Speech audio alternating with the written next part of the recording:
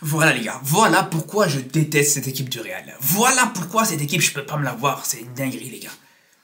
Il n'y a que le Real Madrid qui peut faire des matchs aussi mauvais, des matchs aussi dégueulasses, aussi éclatés, et quand même finir par gagner un match, c'est une dinguerie. C'est une dinguerie les gars. Et je vous dis la vérité, en toute objectivité, le match qu'a fait le Real, jamais de la vie ils doivent le gagner, jamais de la vie. Même un match nul, ils auraient pas mérité, pour être honnête avec vous. Même un match nul les gars. Comment tu peux être aussi mauvais dans un match, te faire autant bouffer dans le jeu, te faire même, non seulement bouffer dans le jeu, mais même en termes d'occasion, parce que ça peut arriver que souvent le Real, voilà, il laisse le ballon à l'adversaire, voilà, il propose pas du jeu, etc. Ça peut arriver.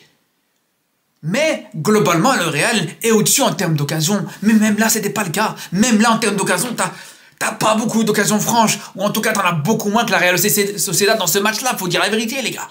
La Real Sociedad a beaucoup plus d'occasions nettes, il faut compter rien que sur les 3 poteaux qui te mettent. Ils te mettent 3 poteaux, et on parle pas des poteaux, voilà, des poteaux un petit peu sortants, des petits... Non, c'est des poteaux, les gars, où, dans la plupart des cas, ça finit au fond. Des poteaux qui sont presque rentrants, les gars, faut dire la vérité.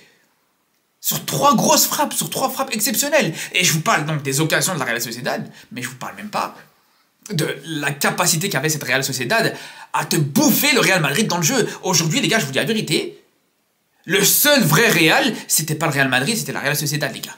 C'était la seule vraie équipe qui proposait du jeu, c'était la vraie équipe de football aujourd'hui.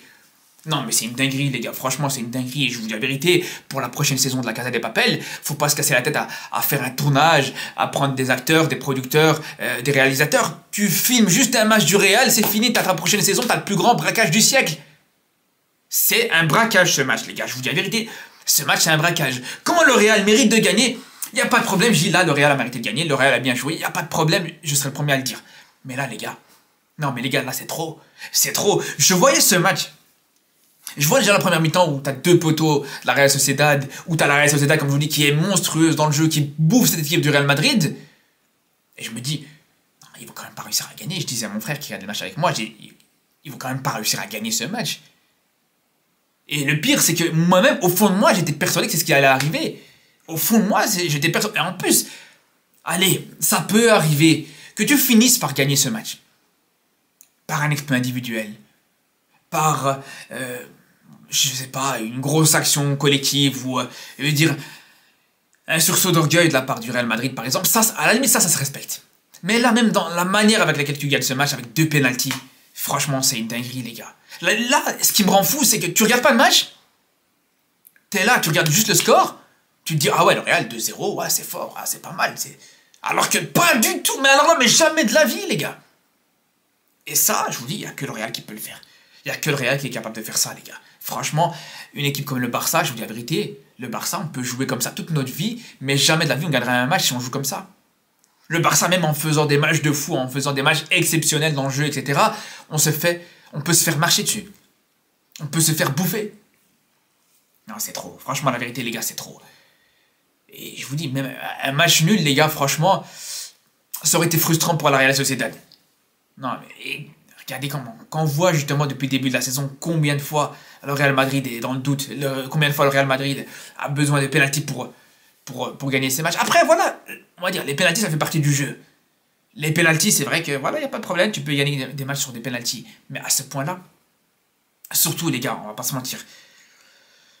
Je suis pas du genre à parler de l'arbitrage, mais quand même, le deuxième penalty, franchement, il est très très sévère pour la Real Sociedad. Le premier penalty, il n'y a pas de problème, il y a largement penalty, mais le deuxième penalty, où Vinicius avait déjà fait sa passe, il avait même raté sa passe.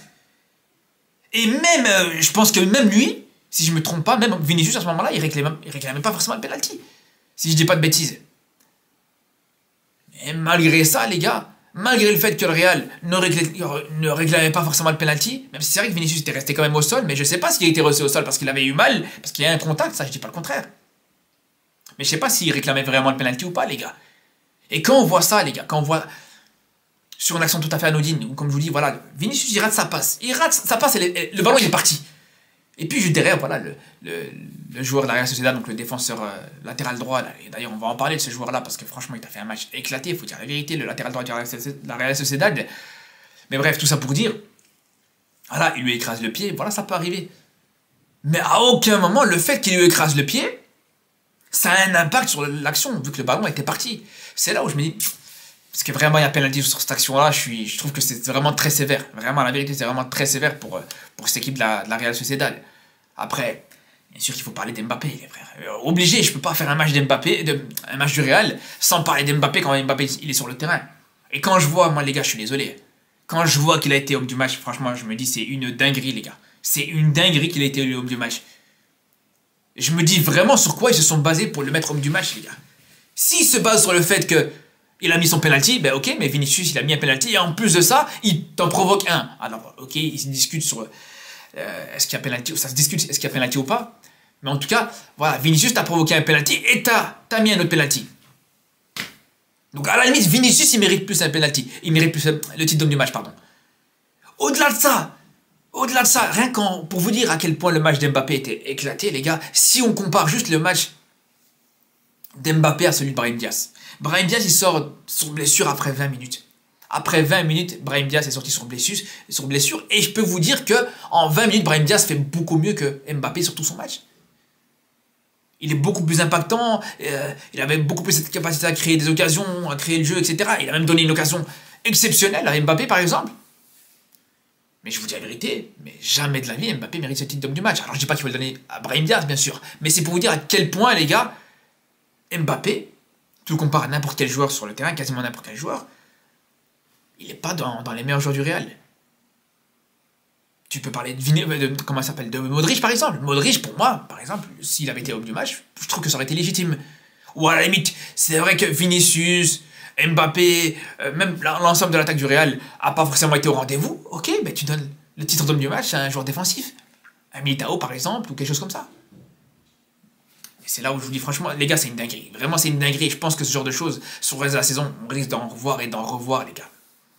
Qu'est-ce qu'il a fait Mbappé, les gars, encore une fois, pour mériter ce titre d'homme du match? Vous allez me dire, ouais, il a réussi un dribble. Justement, il a réussi un dribble sur la droite de la Real Sociedad.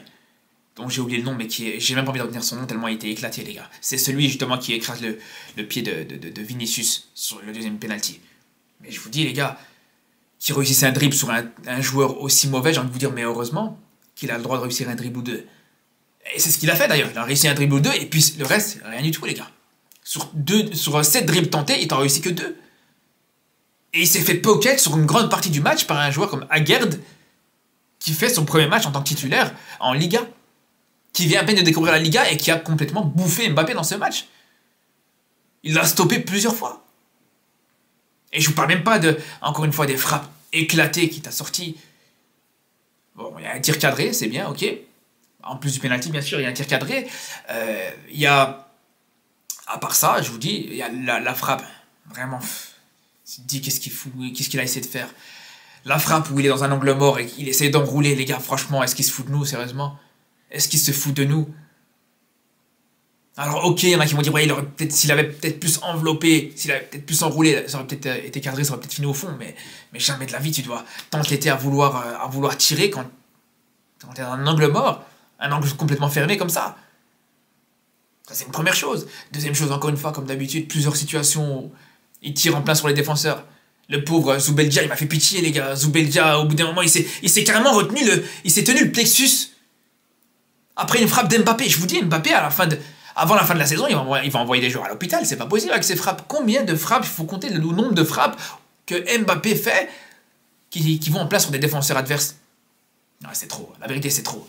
Donc moi, je vous dis la vérité, pour moi, à aucun moment, comme je vous dis, il mérite ce titre d'homme du match, tout simplement, les gars. Si là, dans ces conditions-là, tu lui donnes le titre d'homme du match, je vous pose la question, quand il te fera vraiment des gros matchs, parce que ça va arriver au bout d'un moment, bien sûr, j'ose espérer qu'il te fera des bons matchs avec le Real Madrid, des très grands matchs avec le Real Madrid, ou à la limite, sur le dernier match contre le Betis, le fait qu'il ait fini homme du match, il n'y a pas de problème, c'est logique, c'est légitime, il n'y a pas de problème, voilà, il te met un doublé, c'est logique. Même si, malgré son doublé, encore une fois, son match est discutable, mais il n'y a pas de problème. Mais là, dans ce match-là, je vous dis, à part son penalty, je vous dis, il te fait un match vraiment exécré, il te fait un match vraiment pas ouf. Même si, attention, c'est vrai qu'il faut dire une chose, c'est que c'est pas son pire match, ça c'est une vérité.